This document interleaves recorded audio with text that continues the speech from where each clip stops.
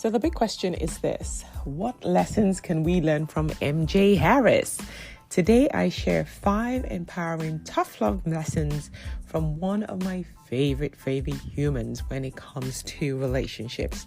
My name is Joan Nwosu, and welcome to the Second Chances podcast, a love journey in black and white. Malcolm Harris, fondly known as MJ, is a social media sensation and an author, and he gives a lot of tough love dating advice. And for me, he's just a breath of fresh air. His advice is a game changer in the world of dating and relationships, especially for more mature folks. And recently he was at a TV interview, and I just think that his insights on that show is really perfect for the journey and the mission that we are on here on the Second Chances podcast, where the goal is to empower us as women to find our second chance love. So MJ's fundamental message is very straightforward, yet it's extremely profound. And the main message is, if someone is truly interested in you, there will be no confusion about their feelings. Wow. Recently, a couple of days ago, I got a private message on Facebook, and a lady was telling me about how she had been in a relationship for 8 months and decided to ask the man where they were in the relationship and what was the future. And he just blatantly said, well, I never promised you anything. I never said I was interested in a committed, serious relationship or even in remarrying. And she's totally distraught. She's heartbroken. But the reality is she never asked. And he told her that you never asked me from the onset what I was looking for. If you had asked, I would have told you I was just looking for something casual. So it is so key to gain clarity very early in the dating game, just so that you don't go down this rabbit hole of hoping and wishing only to find out that you're not on the same page. So there is no confusion. I find that if you want to know how a man really feels about you, just ask him and he'll tell you, right? If a man truly is interested in you, he will let you know. If you even have to ask, it's a sign that maybe you're not aligned at all. MJ also says that we should all recognize our worth and be proactive in creating the life that you deserve.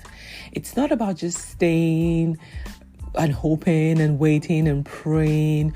No, it's about you going after what it is that you truly want, recognizing that this is what I want, this is what I deserve, and anything else is a no. Right? You shouldn't have to try to guess or make assumptions or try to manipulate people or try to convince people to be with you. No. You should be clear on what it is you're looking for. They should be clear on what it is that you're looking for. You should be clear on what they are looking for. And both of you should have that clarity. It should be unmistakable. So make sure that you're going after what it is that you believe that you want and truly deserve. MJ also talks about rejection, and most times people see rejection as a setback. Like this lady in question, she's very distraught right now.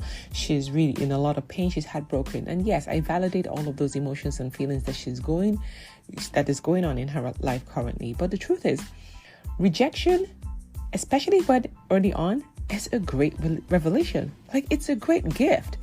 It can really just tell you right off the bat that this person isn't right for you. It spares you all of the future heartaches and pains, all the months of you guessing and not really knowing when things are, because we always know. You always have that unsettling feeling around you when you're not quite sure where something is going or something just doesn't sit right. So once you are able to reframe or reposition rejection from being this negative thing to a positive thing, then now you know that's a gift. So now you're on your path to now focusing and walking closer towards what it is that is a better fit for what it is that you're looking for. So look at rejection more as a gift than a curse, than a setback where you're just miserable. Just take it that, yes, finally, good, this happens. Now I know what direction I need to face. Another thing that MJ talks about is self-reliance and destiny. Right? He's very keen on promoting us not allowing other people's opinions to sway your true heart's desires. right? It is so easy for us to want to lean on our family and friends for advice. You want people to validate what it is that you want, or you meet somebody and you're constantly asking for people's opinions. Sometimes the answer that you need is inside of you. It's in your gut feeling. It's in your instincts.